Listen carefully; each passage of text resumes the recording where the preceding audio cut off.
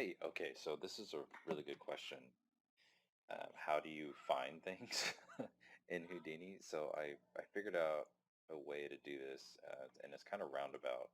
So in other modeling programs, they have native entities, native geometry that you can select discrete parts of, but with Houdini it doesn't work like that.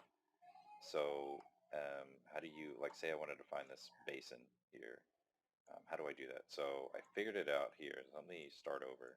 And so it led me to this node here, which gets me much closer to its creation here, right? So how did I do that? So first thing is you want to go to a spot where the geo, the geo exists. So if we're looking at the total model here, that's a start. You want to also make sure, see this groups and attributes list? I need to make sure this is on. It looks like it's not turning off. I think my renderer is messed up. Sometimes it does that, which is inconvenient timing here. It's supposed to be turning off. Anyways, okay, so you want to make sure this display group and attribute list is on. That gives you this list here. And so if you have this set to the visualize, now you can just like hover over. If it's not working, this is probably disabled.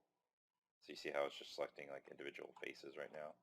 So if you come over here, you make sure that select groups or connected geometry is enabled, so you can select these parts. Now this only works if the modeler who made this previously has grouped things in some kind of intelligible way.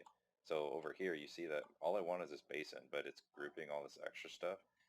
Well, this is probably as close as I can get. Like, I can see here this one has an orb. This one has bottom mount basin. So now I know that name, bottom mount basin. All right, cool. So with that, you come over here and press Control F. And this is where it gets convoluted. So I want to just find bottom mount basin. If I try to type that in here, it's not going to work because this is looking for node names, like this auto UV here. It'll bring it up because it's looking for node names. But I want to look for the content. I want to find that bottom mount, bottom basin mount. Is it called again? Bottom mount basin. Right. So we can add a filter and we can do raw parameter.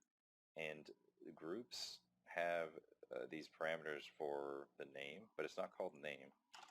It's called group name. And so group name, you can see all these groups are popping up now. But I want specifically the one for this bottom mount basin. So if I type this in here, and then we get the one group, and you can click on it, and it'll take you to it.